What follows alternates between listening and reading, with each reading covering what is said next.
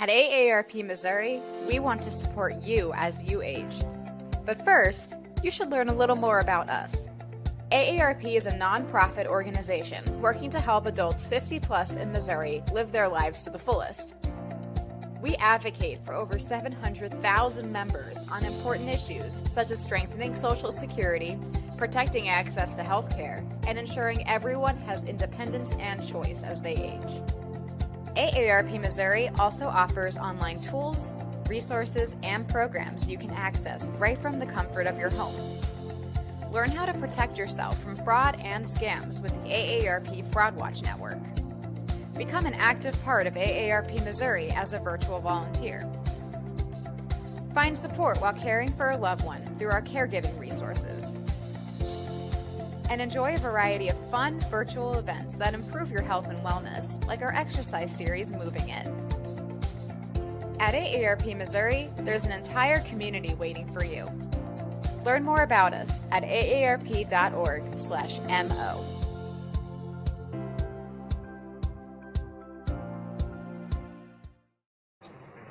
Hi, I'm Diane Hall from AARP Missouri.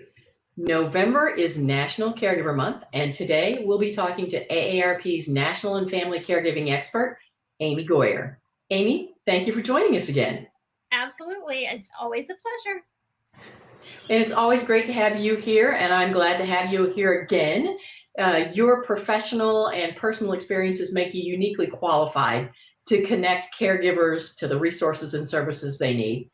And today we're going to be talking with Amy, and she's going to share some specific advice for new caregivers, how all caregivers can get help with in-home medical tasks, but it's especially a challenge for new caregivers, as well as share about some legislation that will help caregivers. Now, Amy, I've asked you about your personal caregiving journey in all of our chats, but just for somebody who might have just stumbled across this the first time, can you tell a little bit about your journey, but especially about what it was like when you were a first-time new caregiver?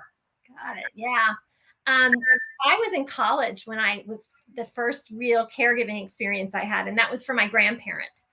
And it was interesting because I was young, but I was training to be a music therapist. So I was had a lot done field work in the field of aging, and I kind of was starting to become familiar. But it's still like deer in the headlights. You know, my dad was trying to figure out helping my grandparents from 2,000 miles away because they were in Arizona. My grandparents were in Indiana. I was in Ohio. We were just trying to figure out, okay, what they need. And, you know, when you first thrust into it, you try to identify what the greatest need is and deal with that. But then the needs keep changing.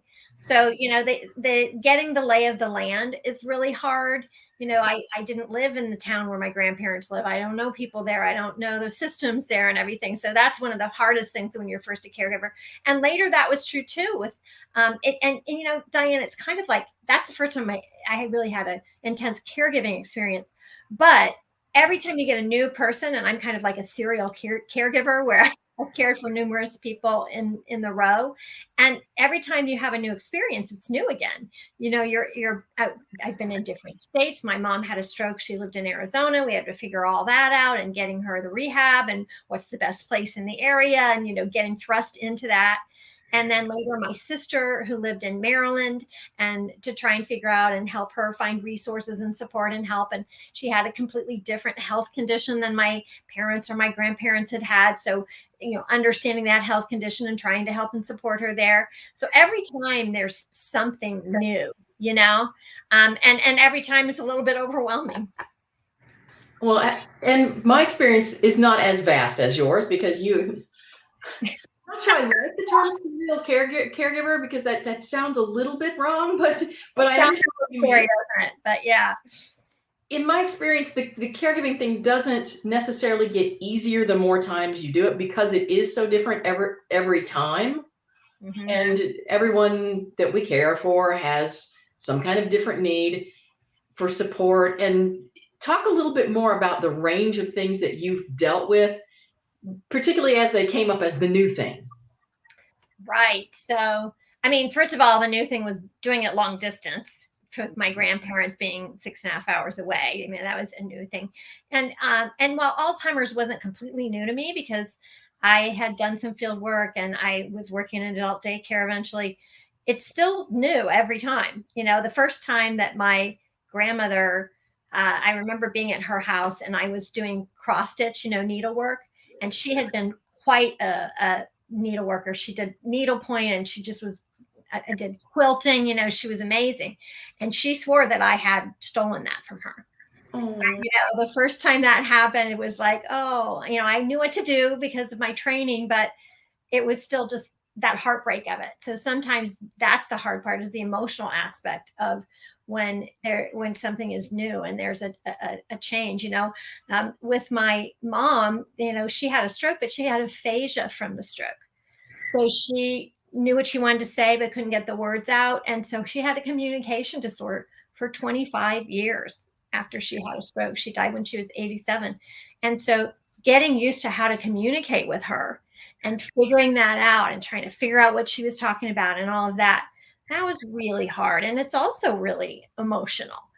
And then with my sister, she had Cushing disease, which who's ever heard of Cushing disease, right? And she had a tumor on her pituitary gland, and she had numerous health issues that were a result of that.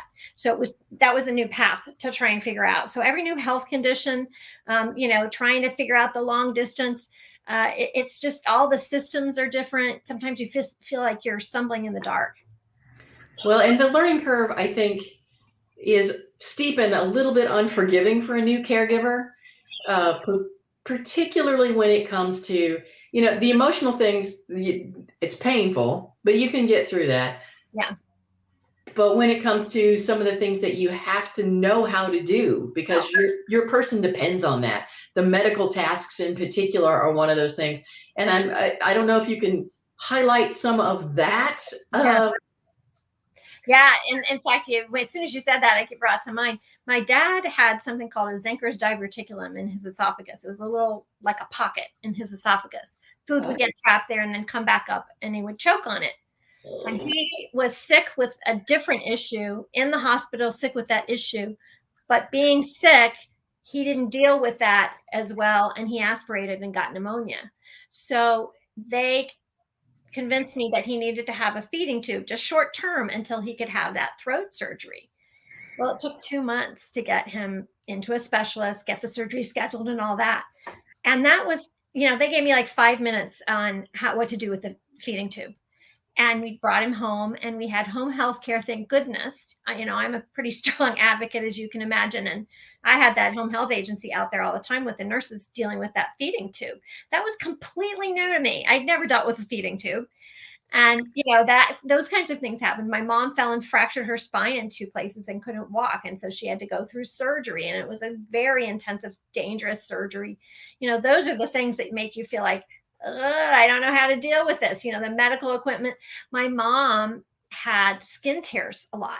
She would barely hit something and her skin was so thin and fragile, she'd get these tears. And if you're a caregiver, a lot of you have dealt with this. The skin flap comes over and you have to kind of put it over and you have to put the right bandages on it. And maybe it's not working. And then I used to have a wound care nurse who would come and they gave us all kinds of, eventually I got to be pretty darn good at dealing with skin tears.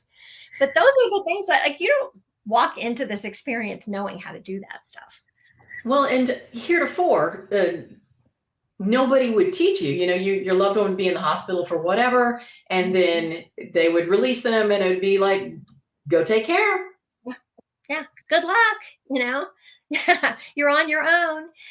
Now there is more home and community-based services, and we do a lot of coaching of family caregivers to ask for that help, to say, and it comes to mind the Missouri CARES Act that requires hospitals to provide that instruction and make sure that you're getting what you needed, and to keep caregivers informed of changes and discharge planning and that sort of thing.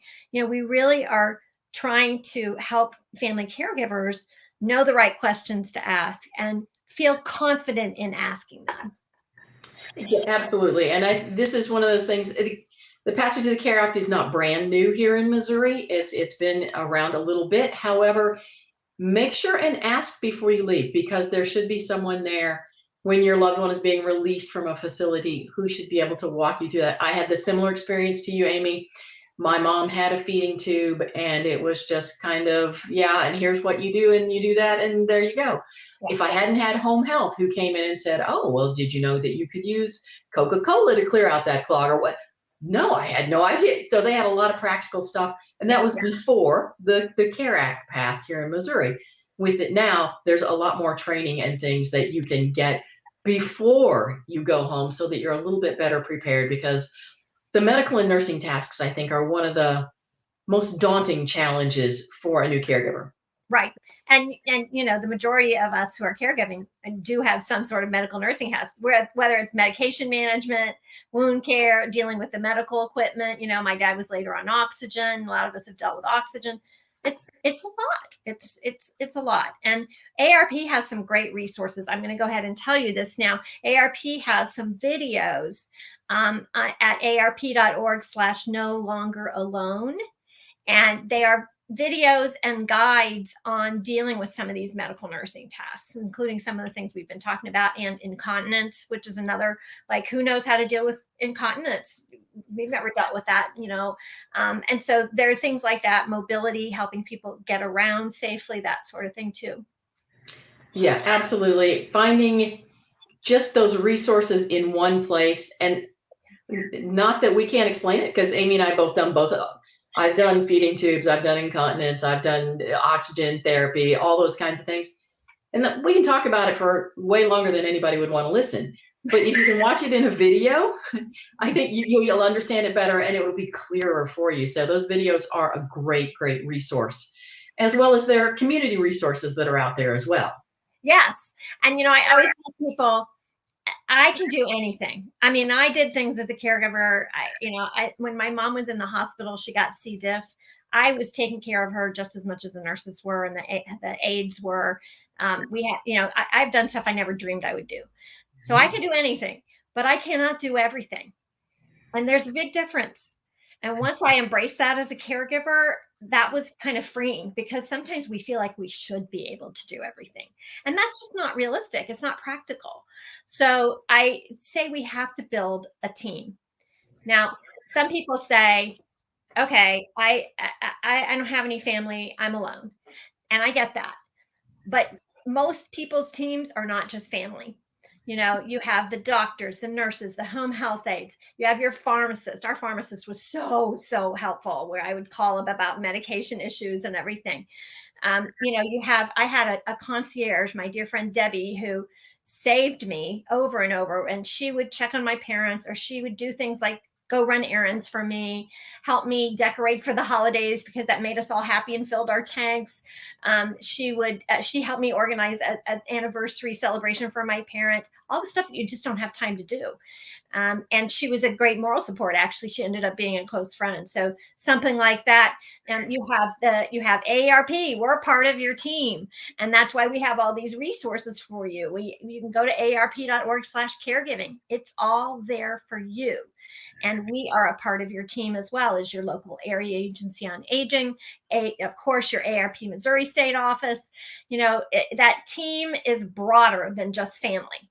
So think about it that way. And I'll tell you, I made a list one time, and I show this when I give speeches, because I show family, and then I show, the 30 other kinds of people who are helpful to us. And that makes you feel much more supported. So you've got to build a team. Well, that's one of the things that my main caregiving experience was in a very, very small town. So it was a very tight-knit community. So if you knew one person, you knew everybody, because they knew somebody else who knew somebody else.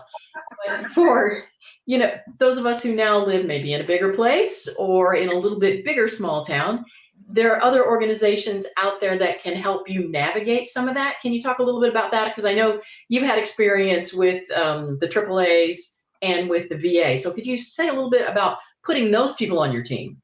Absolutely. Again, starting with the area agency on aging, there are area agencies on aging cover either multiple county areas. In some cases, it's one county or one city if it's a highly populated area. in every single state. They're divided up differently in each state. They get funding from the Older Americans Act and from the State Unit on Aging, and they coordinate and they fund services in your area, and they have kind of that big picture view of what's available to help you. They also offer caregiver support programs that are specifically for you as a caregiver. So the Area Agency on Aging can be a really helpful part of your team. And the VA was just a deal breaker kind of part of our team. Once I got my dad enrolled in VA healthcare, and AARP has a wonderful new healthcare benefits navigator for veterans and military service members that you can access, and it kind of walks you through how do I know if they're eligible? How do I find out? Where do I call? We give you all the phone numbers and the websites and everything. The VA provided for us home health aides to come. In the end, they came every morning to help us get Daddy out of bed and get him bathed. We had medical equipment, his medications, which for Dad was all free. It varies depending on the, when you served and what your service and what your disability is and that sort of thing. But for Dad, there was no cost for most of his medications. We had respite care. In the end, they arranged the hospice care for my dad. We had, I think I said they gave us ramps. They have grants for home modifications. Huge part of our team. Eventually, my dad had home-based primary care, Diane, and that was the biggest change because they came to the house. A nurse was our case manager. He came every week. Nurse practitioner came whenever we needed her, and definitely pretty much every other week. They ordered home health aides. They ordered the respite care. They ordered medication. They'd say, "Oh, you need this piece of equipment. We'll get that ordered for you." It was amazing.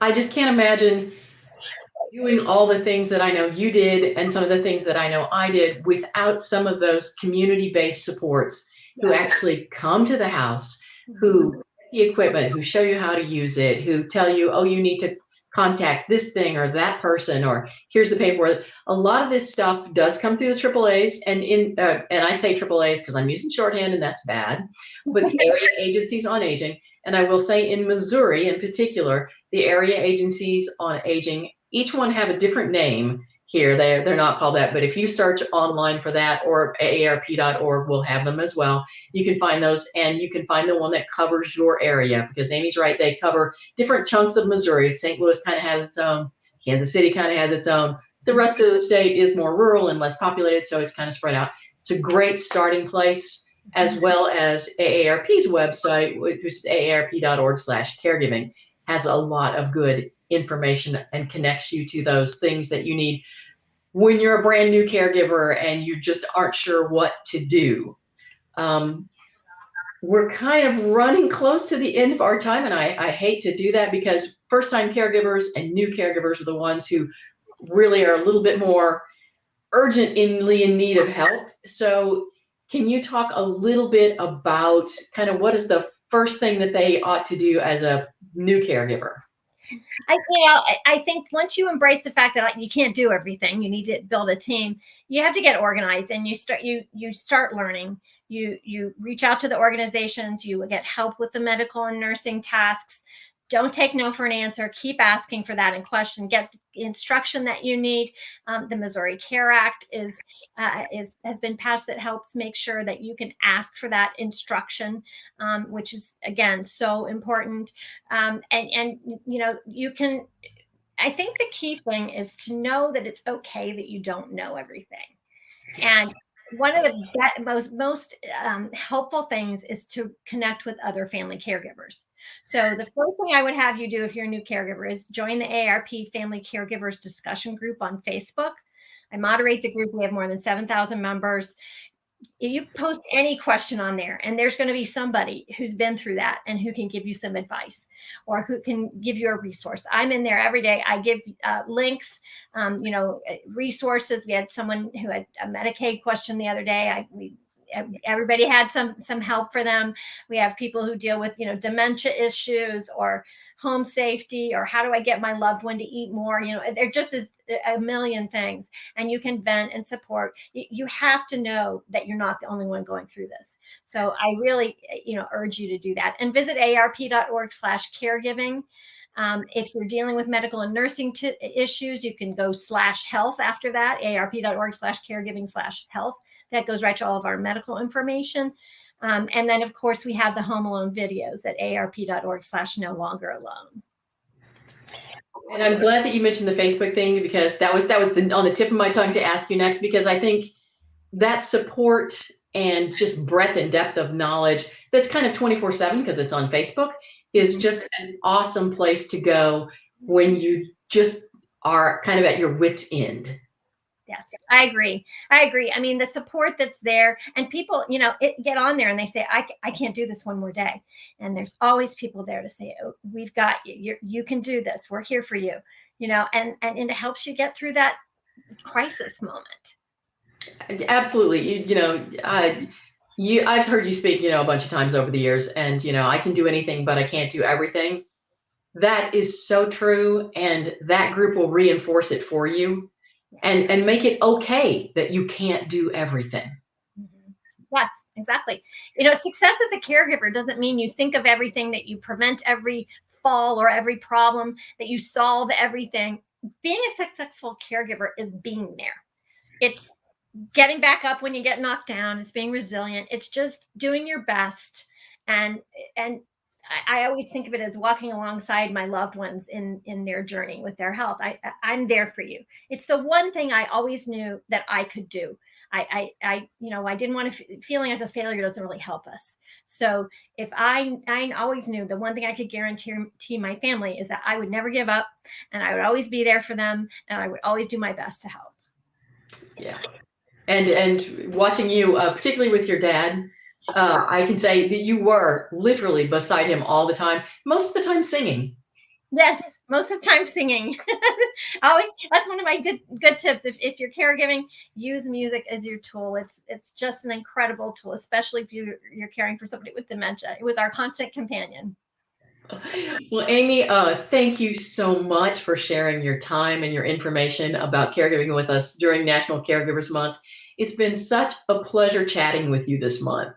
You too, Diane. I always love working with you. And, I look forward to seeing the comments that people post and helping answer any questions that may come up.